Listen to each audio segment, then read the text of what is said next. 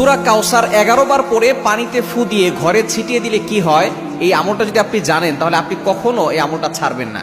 সূরা কাউসার হচ্ছে পবিত্র কোরআন কারীমের ছোট্ট একটি সূরা। 114টি সূরার ভিতরে 108 নম্বর সূরা হচ্ছে সূরাতুল কাউসার। মাত্র 3টি আয়াত রয়েছে সূরার ভিতরে। যদিও সূরাটি ছোট্ট, তবে এর ফজিলত অনেক বেশি।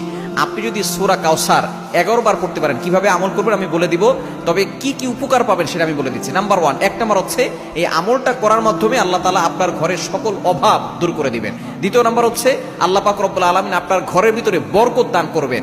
এবং 3 নাম্বার হচ্ছে দুশ্মন থেকে আল্লাহ তাআলা আপনাকে মুক্তির ব্যবস্থা করে দিবেন। এবং 4 নাম্বার হচ্ছে আপনার জানমাল নিরাপত্তার ব্যবস্থা করবেন আল্লাহ তাআলা। এবং 5 নাম্বার হচ্ছে হাউজে কাউসারের পানি আল্লাহ তাআলা আপনাকে দান করবেন। কেননা এই সূরা কাউসারের ভিতরে ইন্না আতাইনাকাল কাউসার, হাউজে কাউসারের ব্যাপারে আল্লাহ পাক রব্বুল আলামিন বলে দিয়েছেন যে এটা নবী সাল্লাল্লাহু আলাইহি ওয়াসাল্লামকে আল্লাহ তাআলা হাদিয়া দিয়েছেন হাউজে কাউসার। একমাত্র আমাদের নবীজি সাল্লাল্লাহু আলাইহি ওয়াসাল্লাম তার উম্মতদেরকে হাউজে কাউসারের পানি পান করাবেন, যা সাদা হচ্ছে দুধের থেকেও বেশি সাদা এবং মধুর থেকেও বেশি মিষ্টি।